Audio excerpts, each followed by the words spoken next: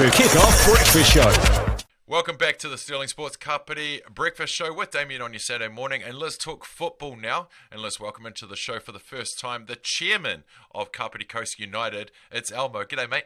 Greetings. How is everybody? We are good, man. How are you doing? Oh, yeah, surviving and keeping them in my bubble and doing my bit for mankind. And yeah, I'm an essential worker, so been working through it. So yeah, all good. Awesome. Good to hear. Well, we are here to talk local. We're our community club, Kapiti Coast United. How are you guys holding up at this time? You know, we should be well into our season, or actually, near enough there. How are you guys doing? I think we've just got to really put, as a club, put some plans together. At least have a plan A and B. We're in the lap of the gods, as everybody will know, to when a season may start, if it starts, and how long that season will be. Because obviously we can start later, but then obviously would encroach onto summer sports, and obviously then there does become a problem there. I mean, our own club, a quick shout out to our members. I mean, we've got 700, close on 700 playing members, so we're one of the largest football sports groups in the Wellington area. So hopefully everybody's staying safe, and hopefully all those kids out there are practicing their home drills in their back gardens, and ask that maybe they actually send some videos in of what they're doing, because obviously when we do get started, if we get started, we'll only have a 2-week window of training before it commences. Wow. I think that the coaches around would like to see those videos to actually have a look at how the players are going in this off period. Absolutely. Yeah, if you've been training, prove it. Hey mate, how have you guys stayed in contact? How have you stayed in contact with the club? How have you stayed motivated? You see various sports a lot on doing different videos together, different training drills. Has the internet become more of a friend to us sporties? It certainly has. I mean, obviously our Facebook page and our websites. We've been updated by Capital Soccer on a regular basis and made sure we've put those out. There are home drills that we put out there, and just trying to keep the spirit of the club together, because it is a community club. And as we know what we're going through now at the moment, the biggest thing for us when we come out is obviously both adult and kids' well-being. And there's going to be a lot of people wanting to get out there, but it's in our hands, we can't blame any willed body for not allowing us to play. It's in our hands to follow the guidelines, stay safe, stay in our bubbles, keep the contact down, and eradicate this thing as fast as we can. And when we've done that, then the sooner we get back to playing footy, like the beautiful game. Exactly, mate. Exactly. Hey, before COVID-19, before we were sent away to our homes to relax a little bit, how were you guys tracking? Were you guys looking good for the season?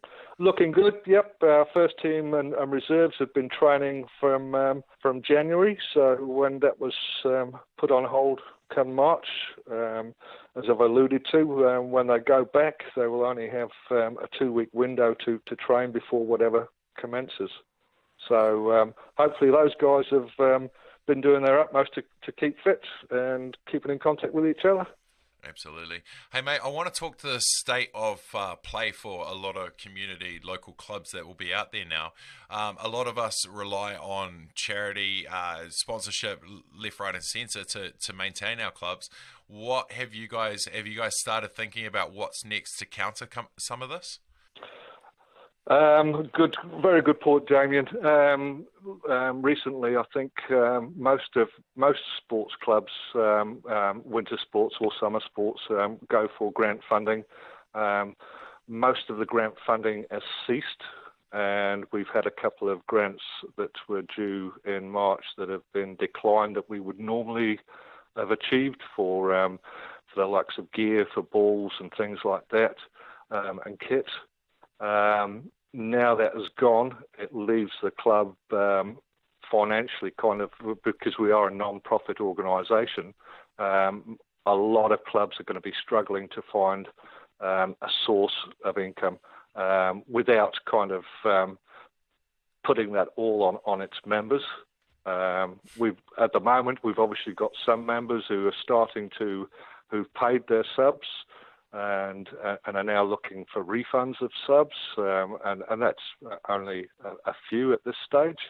But it is a worrying time to how we are going to achieve what's financially go forward for the rest of the season. I mean, no pressure on our members of any clubs, but we're really going to have to step up and do our own part after this, aren't we? We can't just rely on people to pay more subs and everything, but we need to step up and do our own part when it comes to fundraising and getting your own work to sponsor the team. And I know money's going to be dry, but we're just going to have to do that as members of sports clubs, aren't we?